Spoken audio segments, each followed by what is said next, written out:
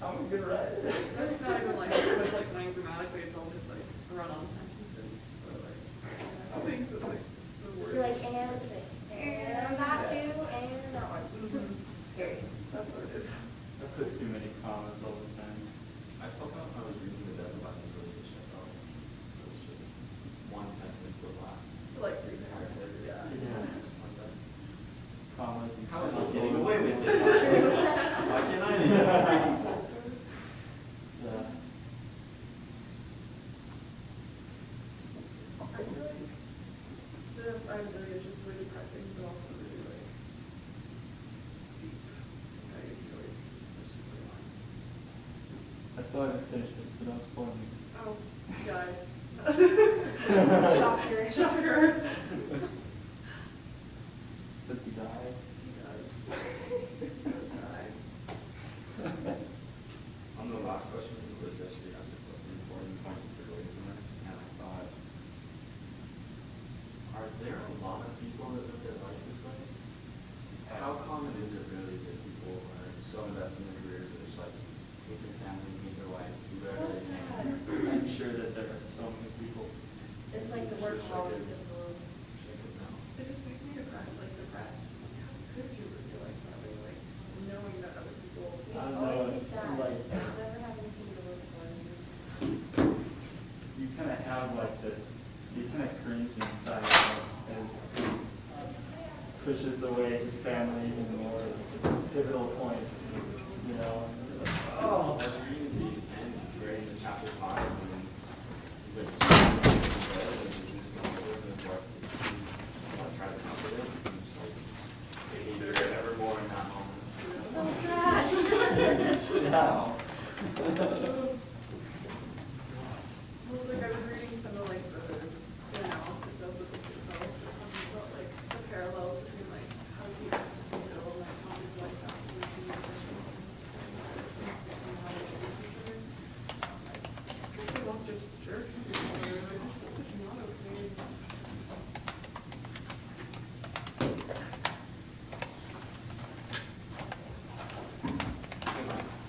Yes.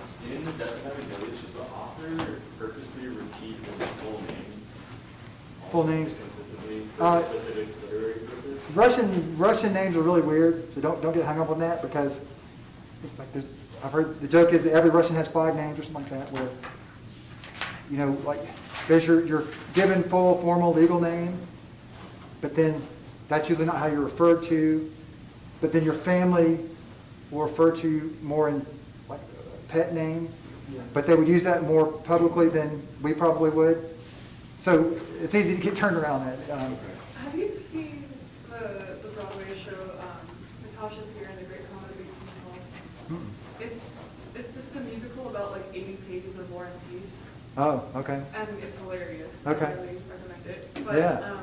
the entire opening epilogue song is about who's related to who, and they do that. Yeah. Up in your program, everyone's got 5 different names. You know? Yeah, I had just for a very brief time, a long time ago. I spent 2 weeks in Ukraine, and we actually were privileged to stay with a family. We in their apartment we stayed with, but we could tell. You know, we learned that's one of the things we learned just from that trip, that they would refer to each other, and they would say, "This is my daughter," you know, introducing, like, say that the guy's daughter to us, my wife and I, and he would give her name. But then, like later at dinner, he would call the same girl by a different name, and we were like, "Well, I thought you said you know." I mean, we didn't ask him that, but their family, like the pet name, is different, and it sounds different. It's like different syllables and everything. So, yeah, Russian's definitely a distinct culture. It goes the same way.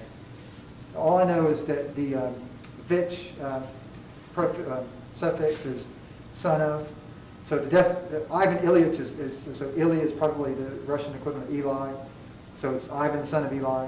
And Dmitrievich is son of Dmitri. Ivanovich is son of Ivan. Right, so, Eli means God. okay. Well, Oh, nice. Oh, if it doesn't reference his father, maybe it's a reference to him being Could be. greater existential being. Okay. All right, let me turn on team's going to be ready to go.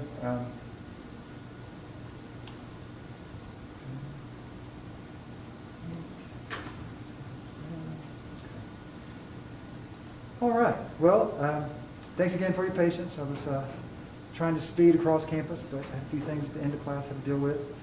So we are going to talk about Ivan Ilyich.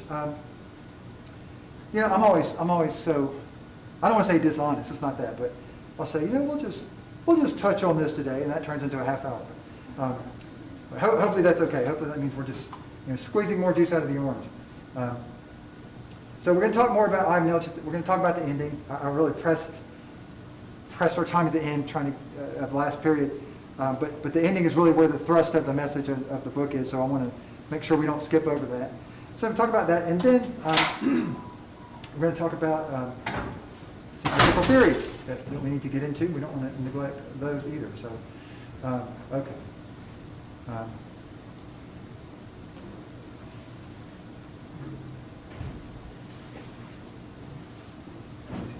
There we go.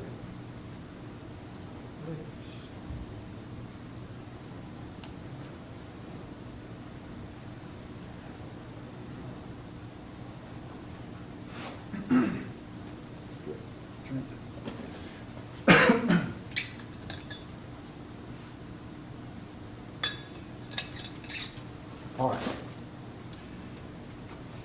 So I think we have everything we need.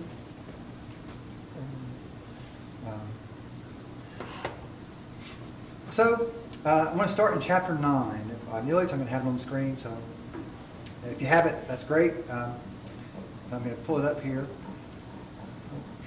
Back on. I have a mask malfunction. You know, I'm certainly hoping that the end of the COVID virus happens before the end of the semester. I'm sure it will. But whenever that day comes, I'll make sure I send out, a mass email to let you know, but I'm going to have a big mask burning party. Big, Probably end after November 3rd. oh, political conspiracist we have here. Huh? It's on the podcast. Okay, all right. Well, anyway, here's chapter 9. All right, and again, really, the first half or third of the book is a setup, and he's very explicit about what the lesson is here. It's a morality tale for sure, and it's here around chapter 9, after, not just after the diagnosis, but after it sets in that, okay, this is not going to get better. This is it. This is when the real thrust and force of the lesson comes through.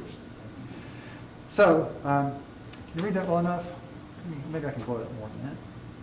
Yeah. So late that night, his wife returned. She came in on tiptoe, but he heard her. He opened his eyes and hastily closed them. She wanted to send Gerasim away and to sit with him herself.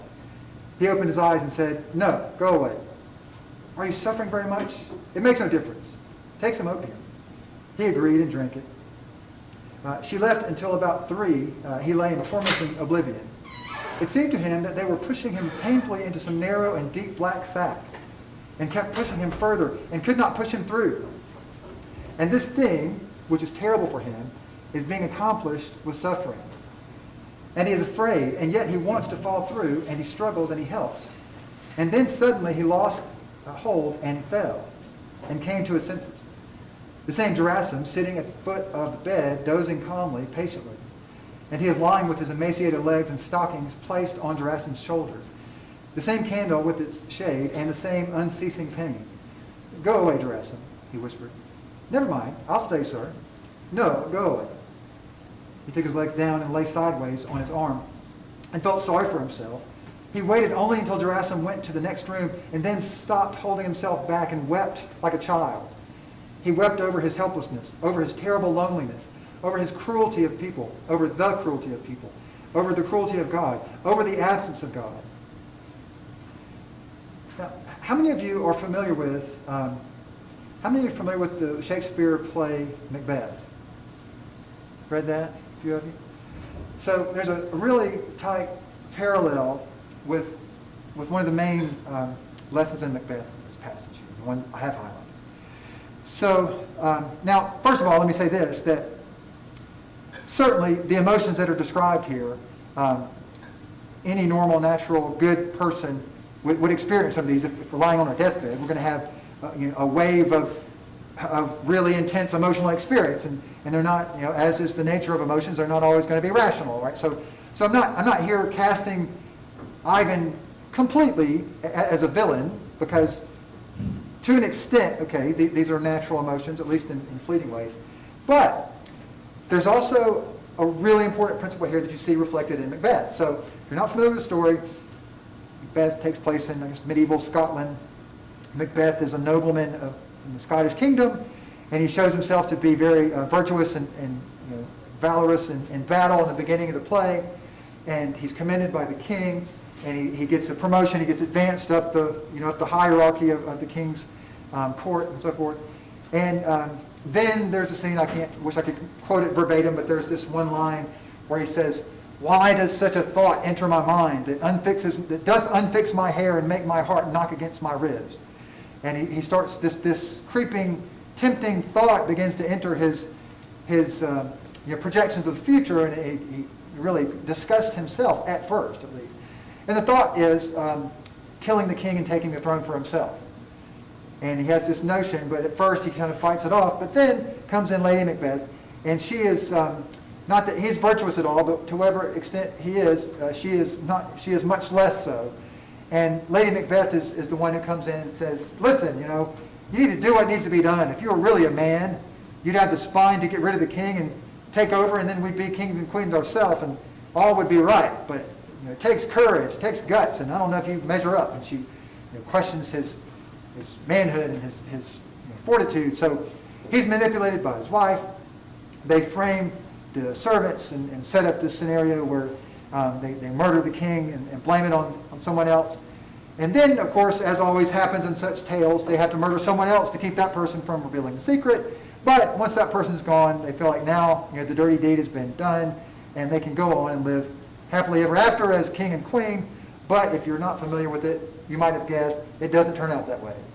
And from that point forward, everything unravels. And there's the famous scene where Lady Macbeth is sleepwalking through the castle, scrubbing the blood off of her hands.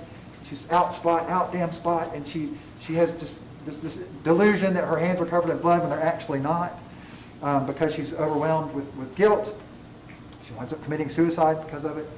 And then Macbeth, he's told by the witches in the play that until, is it Dunsinane? Is Dunsinane the castle? What's the name of the forest? I think Dunsinane's the castle.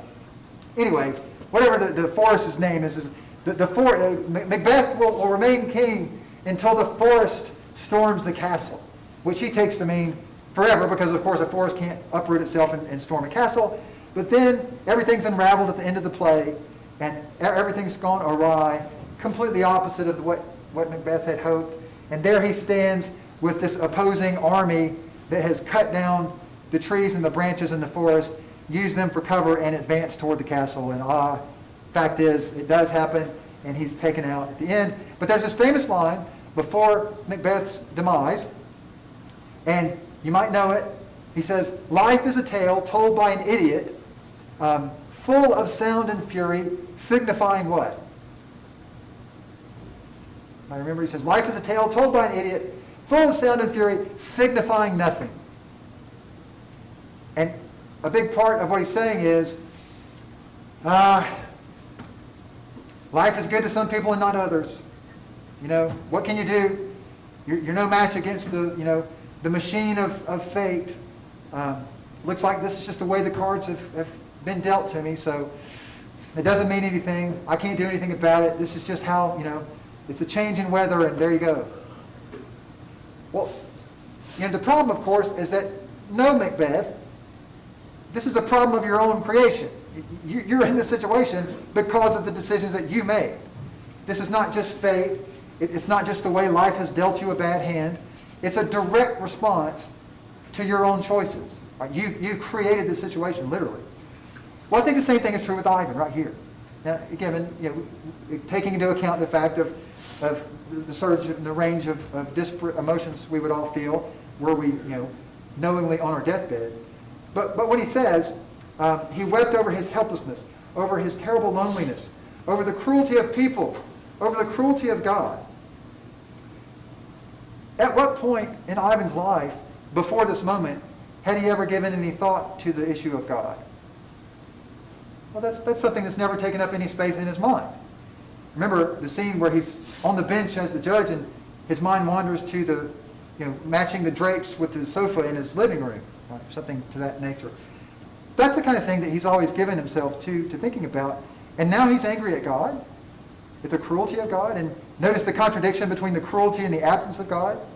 It's like the line that the atheist was angry at God for, how does it go? The atheist is angry at God for not existing.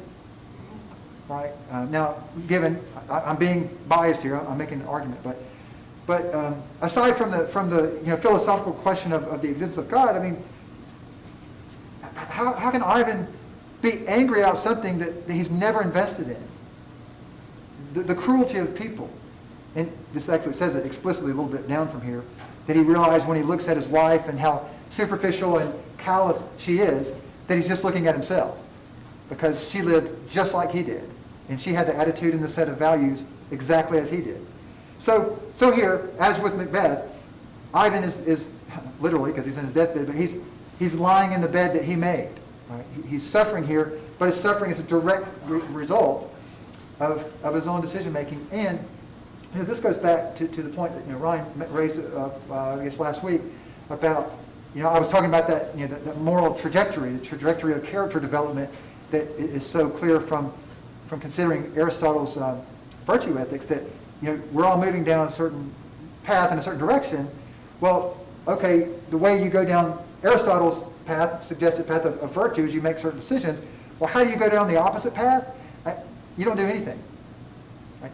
To go down the path of invirtue, of sloth and vice and corruption and greed and superficiality, you don't have to do anything. Just drift. So you might say that these are starting from a center point, moving in two opposite directions. They're opposite, but they're not on a level plane, because the path of virtue is a strenuous one. It's the one that goes out of Plato's cave, and it's difficult, and it's quite a steep slope, and it's very rocky. The path of vice is just floating on a raft in a current without an oar. You're just drifting along to wherever your appetites and your whimsical desires might take you. Right? It's extremely easy. And the place where Ivan is here in this passage, the process by which one arrives at that place is extremely easy, but of course the problem is once you get there, it's extremely painful. And it's full of bitter regret. All right, so let's go on to the next page. Oh, I'm sorry. I skipped there, didn't mean to. Same page, down a little further. All right, so below the highlight. Why have you done all this? Why have you brought me here? Why? Why do you torment me so terribly? He did not expect an answer and wept that there was not and could not be an answer. The pain rose up again, but he did not stir, did not call out. He kept saying to himself, well, go on, beat me. But for what? What have I done to you? What for? It's interesting, who's he talking to? He's all by himself on the bed. Then he quieted down, not only stopped weeping, but stopped breathing, and became all attention. It was as if he were listening not to a voice that spoke in sounds, but to the voice of his soul, to the course of thoughts arising in him. What do you want? Was the first clear idea expressible in words that he heard. What do you want? What do you want? He repeated to himself. What? Not to suffer? To live, he replied. And again, he gave himself entirely to such intense attention that even the pain did not distract him. To live? To live how? Asked the voice of his soul. Yes, to live as I lived before, nicely, pleasantly. As you lived before, nicely, pleasantly? Asked the voice. And he started to go over in his imagination the best moments of his pleasant life. But, strange thing, all those best moments of his pleasant life seemed now not at all as they had seemed then. All, except for his first memories of childhood. There, in childhood, there had been something really pleasant. which one could live with if it came back. But the man who had experienced that pleasure was no more. It was as if the memory was about someone else. Now, why is that? What is the particular distinction between childhood and adult life that makes it so that when Ivan here, moments before his death, reflects on and remembers all of his previous experiences, it's only the childhood joys that have integrity. So when he remembers that, I remember being in that moment, feeling joy, when I think back about it, it really was great. In fact, if I could go back to that moment, it would be wonderful. But when he thinks about episodes in his adult life, which in the moment, if he could go, in that moment, he was thinking, oh, this is good. But in the memory of it, he says, all the joy is hollow now. It's not there. I mean, what is it in particular about childhood that suggests this authenticity? Why would children be more, why would they have more of a genuine experience in terms of their joys and pleasures in life than adults? What makes the difference there? Yeah, is that? Innocence? Innocence in what way? Perhaps just not being worried about anything. I don't know, like, as you grow older, you just collectively collect stress and things become more important to you, I guess. But when you're a kid, nothing is really important except just whatever is the first thought on your mind, I guess. So there's nothing really weighing you down as a kid. Right. That's a great way to say it. There's nothing weighing you down. Right. Lucy? Virtue. Someone said, if you want to meet someone that is virtuous, meet a child. Ah, That's the reason they go straight to heaven. okay. And it is, yeah. The child is so pure, so Pure is, I think pure is the key word there. Yeah, you're right. If you want to meet someone virtuous, meet a child. That's the correct way to say it. And not, of course, as we all know, children have to be disciplined and directed, and we all have, as children, we have bad instincts and impulses as well. But one of the things relevant to the passage here that's so important about childhood, and is so, I think, the lesson that Tolstoy means for us to learn from this. One of the things about childhood that we most need to remember, and as much as we can implement in our lives, is the, like you said, purity. So, or another word would be authenticity. When a child goes to do something that he or she wants to do, he does it for no other reason than the fact that they want to do it, and it seems fun and pleasurable, right? But there's a lot of things that we do as adults that are not motivated that way. We do things, or maybe more frequently, we choose not to do certain things because, what is it? How does Ivan define his success? He says, well, I've always been a success. Why? Positions, Money. money, And he's always done the things that were expected of him. status. Yeah, they were always expected by the culture, by the surroundings, right? So children just don't think that way. They do what they genuinely want to do.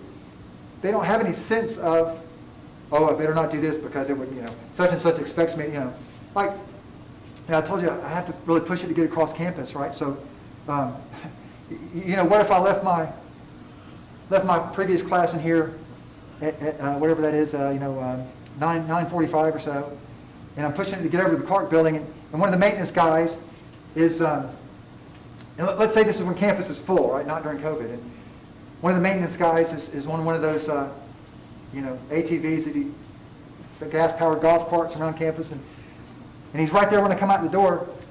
He says, "Jump on! You can stand on the bumper. Just hang on. I'll take you over across campus." Well, that'd be fun. Right? I'd love to do that, right? But as an adult, right? As a professor, I better not, because that's, how's that going to look if he drives past the university president and I'm hanging on doing that, right? Well, I want to do it. It will be great, but I better not. Because how is it going to be received by those who expect me to behave in certain ways and so forth, right? Now, that's a trite example, but that's the principle. It's not until a certain point in life where we begin to orient our behavior around other people's expectations in superficial ways. And it's not until a certain point in life that we begin to deny good things, right? Genuine motives that we have to pursue certain things because of this fear of our reputation and what others might think. So a better, more significant example would be, let's say a person has a real interest, a real passion to pursue a certain career field, but to allude back to the point I was making about the passage when it describes Ivan and his brothers failed out of law school, one brother failed out of law school, Well, let's say if you had an opportunity, or somebody had an opportunity to pursue a certain career field, and you're really passionate about it, and you thought, this would be such a good fit. This is where I could really contribute. I would love to be involved in this line of work. Maybe it's a line of work that doesn't require a university education. But if you do it, this is a kind of work that your parents aren't necessarily going to brag about at parties, right? This is not a job that most parents are going to be quick to say, hey, my daughter does this for a living. Not that it's a good thing, but it's not a prestigious thing. Well, would that deter you? Would you hold back and say, I want my parents to be, well, that's where that authenticity is breached. And you're no longer working from pure motives, maybe not immoral motives, but still they're not genuine. Right? There's not an integrity between your motive and your action, because there's this factor. Remember, the word pure just means nothing added in. It means it's only one thing. So there's this impurity that comes into the process where you have a desire, a passion, a draw towards a certain thing, and then comes this other additive of expectation, reputation, status, prestige. And now your decisions begin to be oriented around those things, and it diminishes the authenticity. Right? So big lesson there, and that that taken to an extreme is what causes Ivan great regret. Okay. Now here's one of the most important lines. This would probably be one of the three if I had to choose top three. His marriage, here at the paragraph, his marriage, so accidental, and the disenchantment, and the smell of his wife's breath, and the sensuality, and the dissembling, and this deadly service, and these worries about money, and that for a year, and 2, and 10, and 20, and all of it the same, and the further the deadlier, as if I was going steadily downhill while imagining I was going up. That basically reflects the quality and the trajectory of Ivan's whole adult life. Here's an analogy. Let's say that you were charged with delivering a package from, say, if you were in Kansas City, just picture the U.S. map, you're in Kansas City, and you're in charge with delivering a crucially important package to Seattle. And when you're charged with this, you have just enough time, within reason, to drive. You have to drive it. It can't be, let's say it can't be flown. Okay, you have to drive cross country. And you have to drive with this in your trunk, and you're going to drive it to Seattle. And it's absolutely crucial. And many people will be very seriously affected if you don't get it there on time. It's of huge consequence. It's an immensely important task. So you jump in the car, you've got the package in your trunk, and you head out. And you just keep it right on the speed limit, and you try your best not to stop more than you have to. And you just really put your head down and get on the highway. And you get about 12, 13 hours into the drive, and you pull over at a rest stop. You pull out your phone just to check your location, and you're in Cincinnati. All right. Well, there's not enough time. You can't, because by the time you would have been in Seattle, you'd be back to Kansas City, so you're done. As if life was going steadily downhill, all the while I was imagining it was going up. That's the picture of how Ivan has lived his life. Okay. Here in chapter 10, closing in on the end here. Okay. And I can't emphasize enough the importance of Gerasim as a contrast. So important to think about the intentionality of inserting this character Gerasim into the story, because he's a polar opposite of everything that Ivan was. Like I said, no status, no prestige, no money. He does the absolute worst of worst jobs. cleaning bedpans, helping a dying man with his last needs and so forth. And yet, he's the only character in the entire story, excuse me, who's full of joy, who actually is authentic and genuine and is living a fulfilled life. All right? So, it says, so 2 weeks went by in chapter 10. During those weeks, an event desired by Ivan Ilyich and his wife took place. Petrushev made a formal proposal, that is, to the daughter. This took place in the evening the next day as Praskovia Fedorovna came to her husband's room, pondering how to announce Fyodor Petrovich's proposal to him. But the previous night, a new change for the worse had occurred in Ivan Ilyich. Praskovia Fedorovna found him on the same sofa, but in a new position. He was lying on his back, moaning and staring straight in front of him with a fixed gaze. She started talking about medicines. He shifted his gaze to her. She did not finish what she had begun. Such spite, precisely against her, was expressed in the gaze. All right, so the bitterness crescendos there between him and his wife. All right, I want to turn to chapter 11,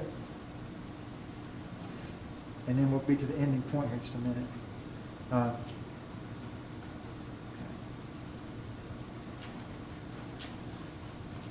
This one does not scroll very fast. All right, forgive the pause.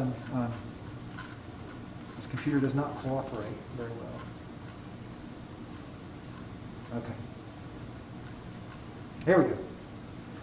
All right, the doctor said, right here, the doctor said that his physical sufferings were terrible, and that was true. But more terrible than his physical sufferings were his moral sufferings, and these were his chief torment. His moral sufferings consisted in the fact that, looking at Gerasim's sleepy, good-natured, high cheekbone face that night, it had suddenly occurred to him, and what if my whole life, my conscious life, had indeed been not right? That's the key question. That is the realization of the story. What if my whole conscious life had not been right? It occurred to him that what had formerly appeared completely impossible to him, that he had not lived his life as he should have, might be true. It occurred to him that those barely noticeable impulses he had felt to fight against what highly placed people considered good, barely noticeable impulses which he had immediately driven away, that they might have been the real thing, and that all the rest might have been not right. Maybe think back to that scene where Ivan and the dignitaries go to that remote back street after supper to visit the brothel. Maybe there's a moment, a passing moment in that scene where Ivan thinks, maybe this isn't the best thing. Maybe this is, I know, the best of people here are involved, so it couldn't be that bad. But then again, I'm not too sure brothel's where I need to spend a few hours, Well, it was a barely perceptible impulse, just a slight little whisper of a voice, and yet maybe that was the thing that was the real thing. Maybe that was the directive that would have taken him in the direction that he would not have regretted. And by the way,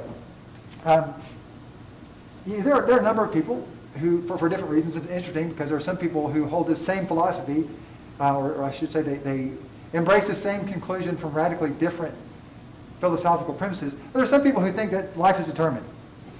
That the interesting thing is that there's an atheist school of thought that believes this, and there's a theistic school of thought that believes this, that everything about life, everything that you're going to experience, every situation you're ever going to be in, was all determined before you drew your first breath. And whatever you do, wherever you are, that's just what fate has given to you. And ultimately, I mean, if you could see in the big picture, you'd see that there's nothing you can do about it.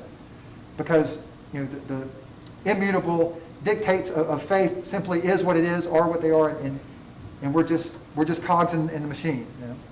I heartily reject that notion. I think it's completely false. Life is not a pre-recorded game that's already been won or lost, and we're just watching the video to see what happens, but it's already all decided. Life is a drama. In other words, life is a game that you can lose. It's an open question. And it depends to a very great extent, depends on how we choose to live and the decisions that we choose to make. And this goes to the point that I was saying earlier, that when Ivan is experiencing this horrible suffering, he's experiencing suffering that he's created through the processes of his own decision makings. and his own intentional neglect. But life is a drama, the outcome of which is in many ways not yet determined. Now, there's all kind of philosophical nuances that we could go on with that about being, ultimate reality being atemporal and so forth, and all of time being, already in existence in that scope. But for everyday purposes, where it really counts in terms of our decision making, life is a drama whose outcome has not yet been determined. And we are free to make choices in such a way that will bring certain outcomes about and will keep other outcomes from coming about. So what we do matters. And this, this harks back to the whole point about character development and virtue ethics. I made that point, I think, really quickly before we left on Tuesday, that I think our culture is one where, unlike many other cultures, this air or attitude or assumption of flippancy is a common thing. It's a common vulnerability, I think. Flippancy meaning nothing's taken seriously. Right? Everything, we live in such a hyper-individualized culture where individuals are in control of their own lives. Like I said, we don't have to worry about somebody choosing our spouse for us. We don't live in arranged marriages if we're married. We don't have to worry about the government assigning us a career field. We get to choose that on our own, which is good. But this sometimes can foster this idea that we're not under the authority of or under the control of anything. We just kind of look condescendingly at everything. The attitude of flippancy is one in which everything's a joke, like I said. God is a joke, religion is a joke, sex is a joke, relationships are a joke, work is a joke, everything's a joke, because we're above it. We condescend upon it. And don't take me to be making too much of a point of this, but the show Seinfeld, all right, given a lot of funny stuff in Seinfeld. I'm not trying to demonize it, but it does reflect, to some extent, it reflects the thing that I'm getting at here, the principle I'm talking about. Because I don't know if this was an official tagline or not, but and by the way, Seinfeld at one time was one of the most watched TV shows, not just in the U.S. but in the world. It's one of the most popular shows ever made. But there's a tagline about Seinfeld that it's the show about. Yeah, exactly. It's a show about nothing, right? Because there's never any big endeavors in the show and the characters. It's just kind of a situation by situation slapstick type thing. And like I said, plenty of funny stuff in Seinfeld. But there's something that should be of concern in the way of life that resonates with the show. And that is, that the characters in Seinfeld, their lives aren't really anchored to anything. If I remember right, none of them are married, right? Or at least not during the show. None of them are religious unless it's, I think isn't there one scene or one episode where George wants to convert to Eastern Orthodox Christianity so he can be with a woman or something like that. But again, that's the joke. That it's not something you would take seriously. It's just you do it because you can get with this woman, right? But it's a show about nothing. It's a show of flippancy about everything. Again, it's not to undermine the importance of humor and lightheartedness. That's a healthy thing. But the point I was making on Tuesday, and the point I think is so central to the story, is you can't live that way and then expect that to flip-flop in the moment of your need. Right? You can't approach life that way where everything's a joke. God and church and sex and marriage and relationships and friendships and work, it's all just a big joke upon which you just condescend as someone who's not under the spell of those things. And then on your deathbed, you want comfort. You want abiding, loving, committed relationships. You want true love. And you want that personal sympathy. Well, it doesn't work that way. You can't build a certain kind of house and then once it's built, want to live in another kind of house. Right? You have to live in the house that you built. And that's what Ivan is realizing, is that he built the wrong kind of house. And it's a house that doesn't keep the weather out. And it's a house where he can't be warm and he can't be sheltered. I don't have it right in front of me, but I'm sorry, I've lost the passage. But there's a passage where he says all he wanted was someone to come in and comfort him and to pet him like a child and to show true sympathy. But it wasn't there, because that's not the kind of relationship he had with his wife. That's not the kind of relationship he had with his daughter, and so forth. His life was void of those kinds of a thing. All right, so back here. It occurred to him that those barely noticeable impulses he had felt to fight against, what highly placed people considered good, barely noticeable impulses which he had immediately driven away, that they might have been the real thing. And all the rest might have been not right. His work and his living conditions and his family and these social professional interests all might have not been right. He tried to defend it all to himself, and he suddenly felt all the weakness of what he was defending, and there was nothing to defend. But if that's so, he said to himself, and I'm quitting this life with the consciousness that I have ruined everything that was given to me, and it is impossible to rectify it, what then? He lay on his back and started going over his whole life in a totally new way. In the morning, when he saw the footman, then his wife, then his daughter, then the doctor, their every movement, their every word confirmed the terrible truth revealed to him that night. In them, he saw himself. All that he had lived by, and saw clearly that it was all not right, that it was all a terrible, vast deception, concealing both life and death. This consciousness increased his physical sufferings tenfold. He moaned and thrashed and tore at his clothes. It seemed to be choking and crushing him, and for that he hated them. He was given a large dose of opium and became oblivious, but at dinner time, the same thing began again. He drove everyone away and thrashed from side to side. All right, so she comes in and pretends to show sympathy and care for him. All right, so what? Take communion. So here she's referring to the Christian rite of the Eucharist, or taking the elements of communion. And why? There's no need, although she began to cry. Again, this is the first serious consideration of any sort of religious act in the story. Yes, my dear, I'll send for ours. He's so nice. Excellent, very good, he said. When the priest came and confessed him, he softened, felt a sort of relief from his doubts and consequently from his sufferings, and a moment of hope came over him. He began thinking about the appendix again and the possibility of its mending. He took communion with tears in his eyes. When they laid him down after communion, he felt eased for a moment, and hopes of life appeared again. He began to think about the operation that had been suggested to him. To live. I want to live, he said to himself. His wife came to congratulate him on his communion. She said the usual words and added, "Isn't it true you're feeling better?" He said, "Yes," without looking at her. And the point of this is that it's just more and more and more lying. You know, he's not been very often. Likely some of you have been in this situation more than I have. But you know, there comes a time, say if you have a sick relative or someone's ill or been in an accident, where you have to face that, where you have to talk to the loved ones, you have to make contact or whatever it may be, and say, "It's time. It's time. This is not going to rectify. We need to start getting things in order. We need to start saying our goodbyes and so forth." To be able to do that, and to be able to do that well, depends on, just like Ivan, what your perspective has been and how you've chosen to live before that point. It's kind of like let's say if you have a woman. I just think of women. Women seem to be more to fit this picture, but maybe not. It's not specific to women. Say if you have a woman who has a large family, but she's not treated them well. She's got a lot of kids and maybe grandkids and extended family. She's not treated them well.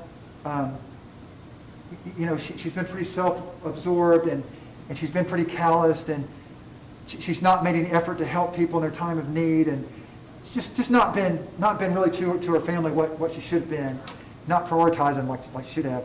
But yet at Christmas time, she wants everybody to get dressed up and come together in this formal setting, and everybody to take this family Christmas photo, right? Well, it doesn't work that way, right? What are you trying to say with the photo? You're trying to represent something that doesn't exist in reality. And it's the same kind of thing when it comes to death, that it's the life that has been lived before that point that's going to determine the quality and the experience of, not that it won't be painful, of course, but the way you're able to deal with that. Because if you've never thought about it and you've never had the investment in the relationships that is right, you won't have the capacity to deal with that. Here's one way to think about it. one of the things, and I would say that, the central, non-negotiable thing that enables people to get through really, really painful times is a network of personal relationships. Okay? If you lose a loved one or you go through some sort of traumatic suffering in your life, the thing that will enable you to persevere through that, to heal from it, to grow stronger from it, to get through on the other side, is people that love you and are committed to you and will come in and support you and hold you up and help you through that experience and go through it with you. That's the thing. You take that away, and that's when people get really, really desperate and fall apart. Okay? But it's like a net. Okay? Think of falling out of an airplane with no parachute. And you're free falling to the ground to splatter, right? But there's a net, and you land, and that net softens, it catches you, and it saves you. Well, the net is, the nodes in the net are those committed personal relationships, and that's what enables people to get through. Well, you weave that net, you build that net through your whole life, through your everyday decision making, through your priorities, through all the different friendships, family members, coworkers, everybody. You weave that net in the way that you live, in your perspective, and the things on which you place value, and the things that you don't consider important. That's how that net is constructed. So, we're all going to be pushed out of the plane someday. All right? All of us are. That's inevitable, one way or the other. And when that happens, hopefully there will be a net there to catch us, because that's what's happening with Ivan, and that's why these closing scenes in the story are so bitter, and he suffers so profusely because there's no net. His wife comes in, his daughter comes in, the doctor comes in, and it's all just fake. You're getting better, aren't you? You're improved. Wouldn't you say you feel better? No, he doesn't feel better. He's going to die. But they just don't have the resources to grapple with that. So they just continue the lie. And there's that one line, I think I referenced that the other day too, where he says they had reduced the solemn act of his death to the level of their fish dinners and their parties. It was just some sort of inconvenience, right? Because they don't have a net. And by the way, just as a side note, I think the same thing is true with pleasure. All right? It's a network of people that help us to get through really painful things. Pleasure is the same way. Pleasure is really empty and unfulfilling if it's not experienced within the context of personal relationships. Right? It's kind of like if you love football. Say you're a huge football fan. You get really excited when season comes on and time for a game. Well, most people who get really excited about football, and they're just avid football fans, do they typically, when they really, really enjoy it, do they go into their apartment or their bedroom by themselves and just open their laptop and watch a game? No. They're at a party, or they got people over, they got people on the sofa, and they're all watching together, right? And think about the best meal you ever had. And maybe like you were out hiking and you got lost and were starving for 2 days and you ate something by yourself, and that was okay. But with the exception of something like that, think of the best dining experiences, the best food you've ever had. Probably you were with somebody. Probably you were with a group or with a loved one, and that was part of the experience. And the pleasure of the steak or whatever it was, it would lose so much if you just went somewhere by yourself and ate it on your own, right? It's the network. It's the context of human relations and interaction that really, make things, bring the richness in things, both with pleasure and pain. Okay, so let's go to the very end here. Page. Yeah, okay. So very last chapter, just last few paragraphs. It says, from that moment he began a 3-day ceaseless howling, which was so terrible that it was impossible to hear it without horror, even through 2 closed doors. The moment he answered his wife, he realized that he was lost and that there was no return, that the end had come, the final end, and his doubt was still not resolved. It still remained doubt. Oh, he howled in various intonations. He began by howling, I won't, and so went on howling on the letter O. For all 3 days, in the course of which there was no time for him, he was thrashing about in that black sack into which an invisible force was pushing him. He struggled as one condemned to death struggles in the executioner's hands, knowing he cannot save himself. And with every moment he felt that, despite all his efforts to struggle, he was coming closer and closer to what terrified him. He felt that his torment lay in being thrust into that black hole, and still more in being unable to get into it. What kept him from getting into it was the claim that his had been a good life. Think about that. What kept him from getting into it, into what he was facing, was the claim that his had been a good life. This justification of his life clutched at him, would not let him move forward, and tormented him most of all. Suddenly, some force shoved him in the chest, in the side, choked his breath still more. He fell through the hole, and there, at the end of the hole, something lit up. What was done to him was like what happens on the train when you think you're moving forward but are moving backward, and suddenly find out the real direction. Yes, it was all not right, he said to himself, but never mind. I can do right. But what is right? He asked himself, and suddenly grew still. This was at the end of the third day, an hour before his death. Just then, the little schoolboy quietly stole into his father's room and went upon his bed. The dying man went on howling desperately and thrashing his arms about. His hand landed on the boy's head. The boy seized it and pressed it to his lips and wept. Just then, Ivan Ilyich fell through, saw light, and it was revealed to him that his life had not been what it ought, but that it could still be rectified. He asked himself what was right, and grew still, listening. Here he felt that someone was kissing his hand. He opened his eyes and looked at his son. He felt sorry for him. His wife came over to him. He looked at her. She was gazing at him with a despairing expression, open-mouthed, and with unwiped tears on her nose and cheek. He felt sorry for her. Yes, I'm tormenting them, he thought. They're sorry, but it will be better for them when I die. He wanted to say that, but was unable to bring it out. Anyhow, why speak? I must act, he thought. He indicated his son to his wife with his eyes and said, take him away. Sorry, for you, too. Now, here's a crucial point. This is the next to last paragraph of the story, and this is the first time, or at least first significant time, in the entire story where Ivan is genuinely thinking about the best interest of someone else. Or his whole focus and concern is actually for the well-being of another person.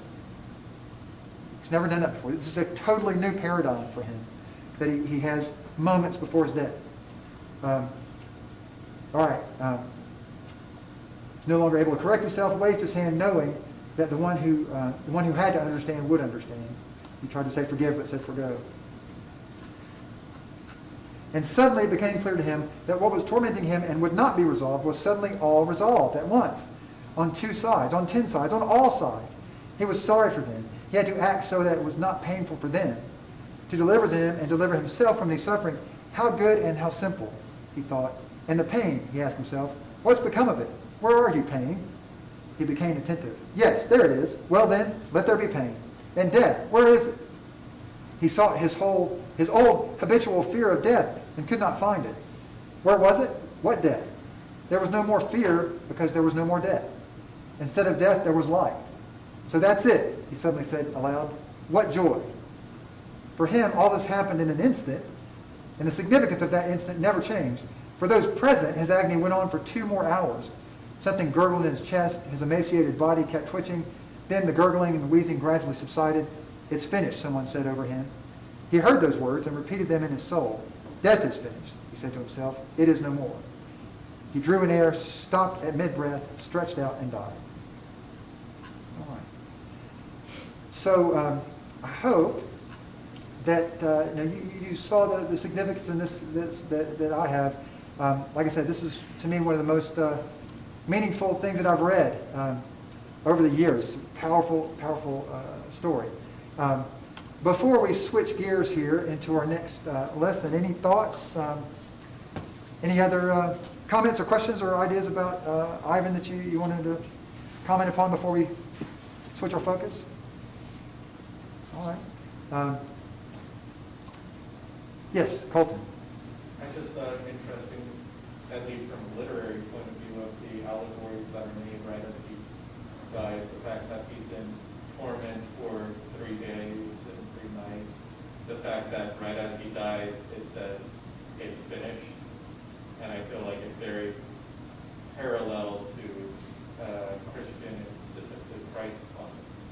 Yes. How that came to an end. Yeah, definitely allegory there, parallel with the story of Christ, the 3 days of suffering, which Christ being dead for 3 days, and the pronouncement that it is finished, which is the last words Christ says on the cross. And certainly Tolstoy is coming from a Christian background, so that definitely, if you're familiar with the biblical story, that's definitely a clear parallel there. Zach? I thought it was interesting, just kind of there's just a lot of irony in the story. Like, you know, the part where he's at the doctor, and the doctor's apathetic and very professional towards him, and he's like, this guy doesn't care about my situation. And he's like, wait a second, this is the exact same thing that I've been doing. I think that's kind of a turning point in the story. But there's also other little ironies, like when he's making up his house and stuff, and he's super proud of it. But then, like, Tolstoy remarks that in reality, his house was exactly like everyone else who was trying to look like they were rich and everything. And it makes me think about the people in my life that I've seen that are exactly like that. You know, they have this big house, but everything inside is just like gaudy and ugly, and it's just not. I don't know. It's not who they are or who they should be. It's who, you know, society sort of create. I don't know. And it's a fiction. Yeah, it's fiction. It's not who they really are. Right. So, It's the person lives a fictional life, but then the other thing is the thing that they're trying to achieve. I mean, they're trying to live up to or live into a certain picture or way of life. But that thing that they're trying to live into is fake. It's a fiction. It doesn't really exist. Right? It's surely an imaginary, you know, creation. It's not there. Yeah, and that is a great point when the doctor comes in and he's so callous and full of himself, and he says, "Wait a minute, that's how I was as a judge. That was my attitude toward those in court I had control over their lives and fate, and yet I was just as insensitive." You know. Lucy? Yeah, it is a very powerful story that can be a turning point for the readers. Sure. Because so many people are living the empty life. Mm-hmm. They just go with a purpose. Just go. And it's a very interesting thing to read and to think and rethink about. Right, right. On this point about fiction and empty life, I mean, maybe a silly example, but to me it's a really clear one. I think I made an analogy earlier, say Ryan drove a Ferrari to class, or to campus rather. So this is silly, but there's some significance in it. I mean, if you saw somebody, say if you were standing out again in the real world, in the normal world, when we're not, you know, on COVID restrictions, and campus is full, okay, and let's say you had class with somebody and you talked about assignments, and you know, this was just quote a regular person that you knew in class, and you know, you thought that they were in the same situation as you, similar person to you, but you're standing outside the library one day, and this person you've been in class with, that you thought was just kind of on the level, so to speak, with you, comes driving up in a Lamborghini. All right, it's like a $200,000 car. Okay, well, person comes driving up in a Lamborghini. Just that moment, just with the sight of that, a lot of people, your perception would change.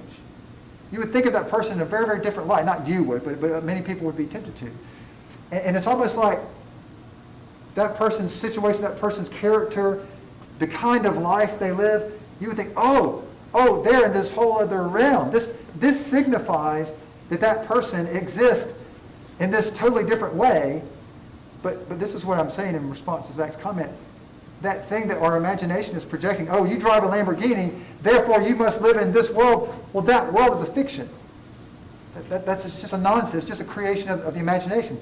That says absolutely nothing about the person or about the kind of life they live.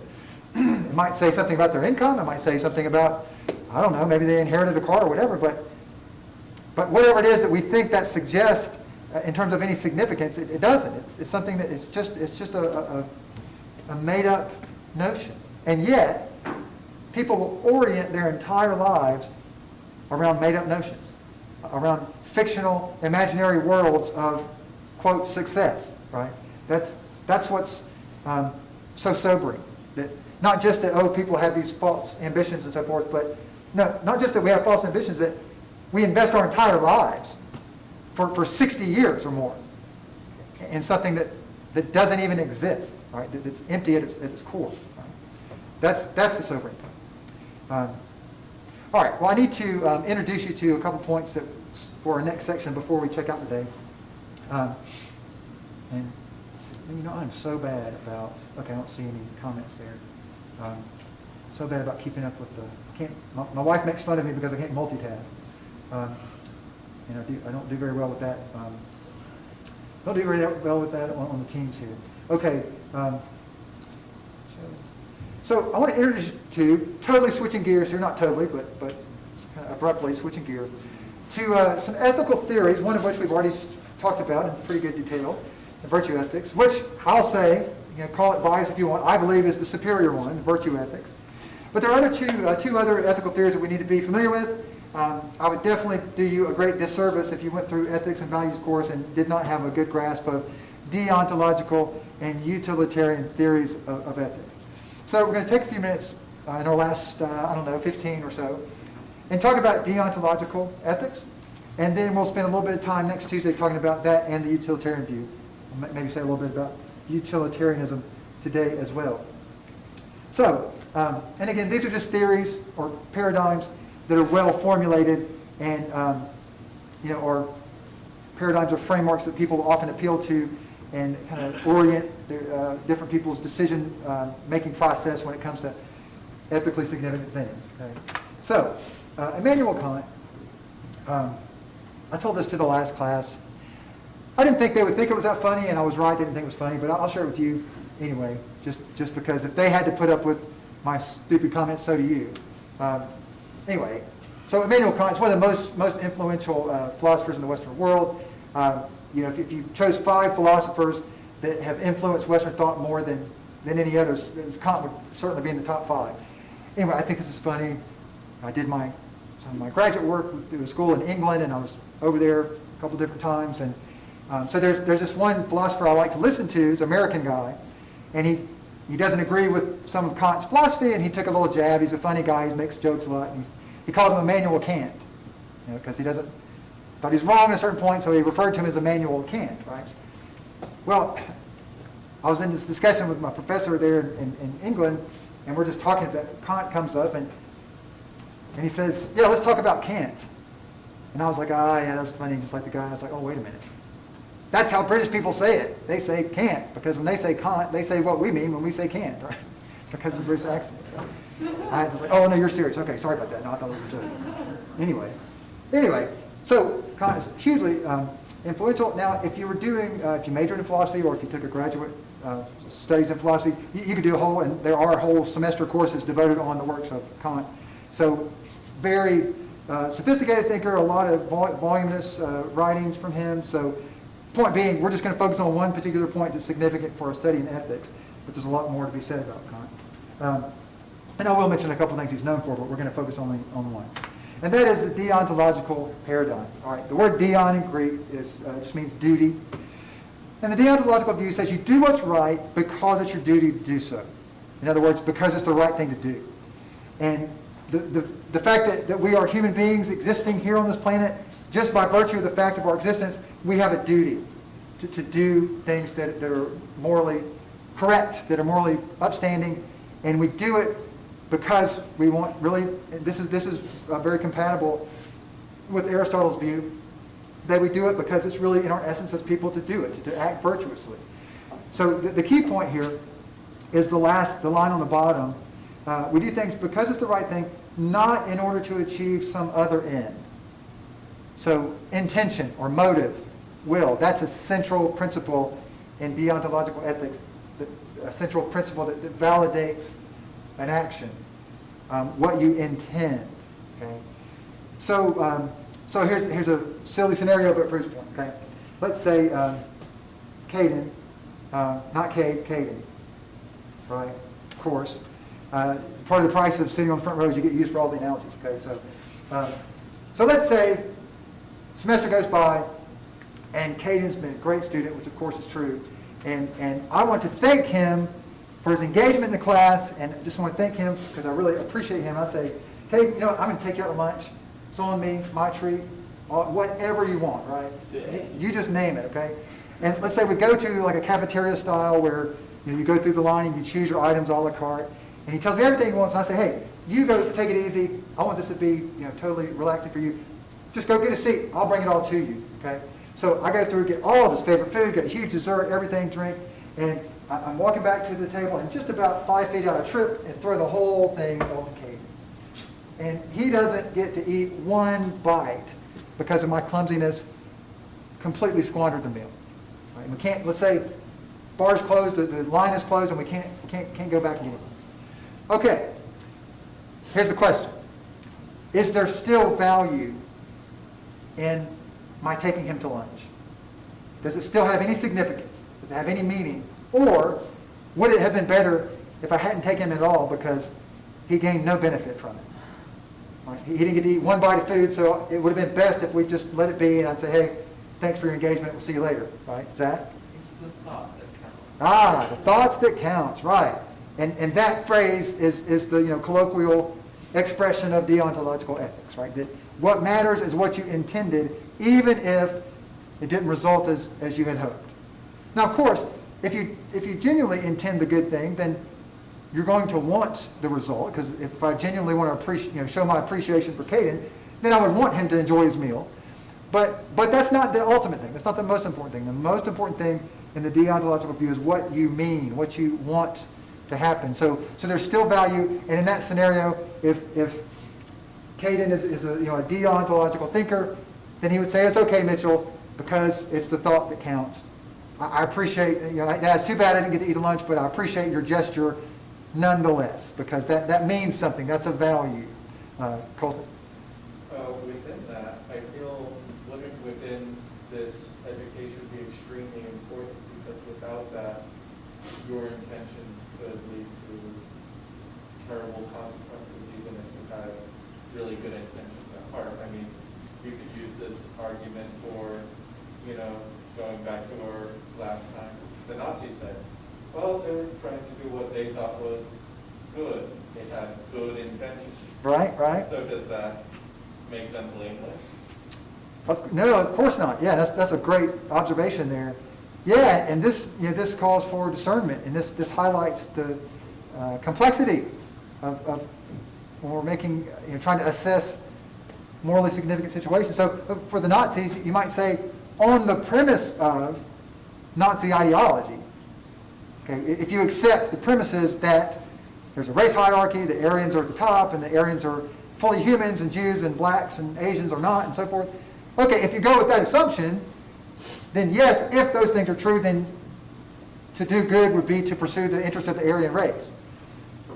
But the first question is, are those valid assumptions? What about the premises, right? Also, and this is something I'll touch on a little later. This actually is really important in our whole scope of our study. This term from Aristotle, the Greek word phronesis, it translates into the term practical wisdom, which means not just knowing what's right, not just knowing good and evil, but having the discernment, making the effort and subjecting yourself to the discomfort of trying to figure out how best to pursue good and oppose evil in any given circumstance, right? Because you can't blanket everything. For example, you've probably heard this analogy before, but with Nazis on our mind. Okay, it's wrong to lie. Honesty is a virtue. You should always be honest no matter what. And just stick to that principle. Don't tell a lie. If somebody asks you a question, whatever the cost, tell them the truth. And yes, sometimes that might bring up a bad consequence. It might make you uncomfortable, but nonetheless, tell the truth, because honesty is always most important. Okay, well, if you lived in Berlin or Amsterdam in 1938, 1940, and you had Jewish people, you were sheltering Jewish people in your basement to save their lives, and you have 2 Nazi soldiers at your front door, and they look at you in the eyes and say, do you have any Jewish people in your house? Should you be honest? No. And that's phronesis. Okay, phronesis says, yes, always be honest, but discern how honesty should be applied. And at what points is it actually, even as counterintuitive as it may seem, there's some situations where honesty is not appropriate. Where, let's say, if certain people have chosen to go about things in a certain way, like Nazis, they have, basically made themselves exempt from honest discourse. So that's phronesis. And yeah, I mean, because you could, at a superficial level, you could say, well, you have good intentions in that you have this general vague sense of, hey, I want people to be happy. But you're not willing to really invest in the discernment and the struggle to figure out how best to make people happy, right? How to do the hard work, in other words. So that's a good point. Good point. It takes, we're just kind of skimming the surface here. You've got to really think about the complexities. All right. A couple more minutes before we check out. We'll come back to that in just a minute. I wanted to comment on a couple of things Conant's known for. Figurehead of the Enlightenment movement. We're not going to talk. We will talk about this a little bit, but you'll get more about the Enlightenment if you take Intro to Philosophy. Should have a pretty thorough explanation of that there. Big shift in Western thinking, big philosophical paradigm shift that Kant was one of the front runners of, happened around the, let's say, 17th, 18th centuries. He's known for the impenetrable barrier between the noumena and phenomena. So Kant says, he didn't accept the conventional religious beliefs of there being a personal God in any sort of clear, specific way. He said there's this barrier between what can be seen and what can't be seen, and what exists in that other realm across the barrier we simply cannot know, because you can't access that realm. Because he said if you can't access it with your five senses, and you can't access it with your capacity for inference and reason, it's in a mysterious realm. Although he did say that there has to be some sort of divine being in order to make sense of morality, right, as we talked about in our discussion on supernaturalism. So that's one of the things he's known for. Again, I'm skipping over that really because we want to get to this, the categorical imperative. All right, so I hope that sounds really intriguing to you, because that will pique your interest for next time, because I'm going to stop there. And next time we'll talk about categorical imperative, and we'll also talk more about utilitarian ethics and how that contrasts to the deontological view. Don't hesitate. Again, any questions or issues on the paper. And did I say this? No reading quiz next week. Yeah, so just to have a break after your paper is due. No reading quiz. You still will be responsible for the reading on the syllabus. You'll just have longer to do it. I'll probably include a couple questions from both weeks on the next quiz, but nothing due next Wednesday like usual. So I hope you guys have a good weekend.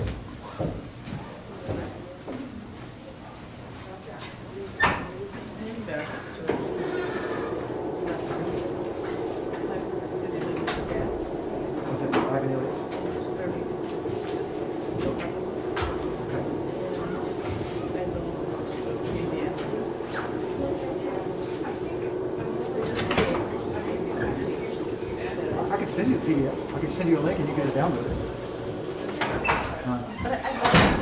Oh, you do have it?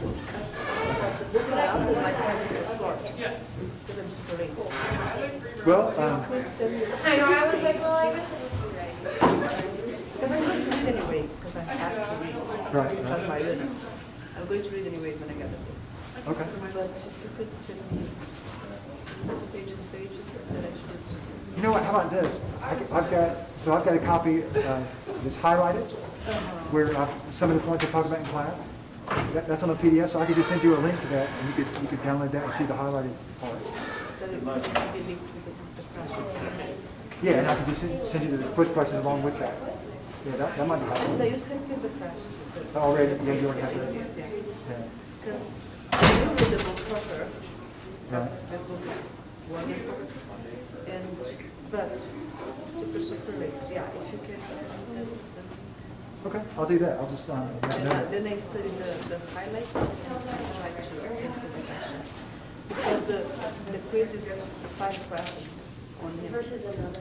Right. On my I think I have just that. training.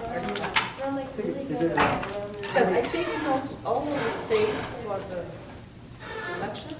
right? But I don't know if it's enough for the questions. Okay. Yeah, the highlights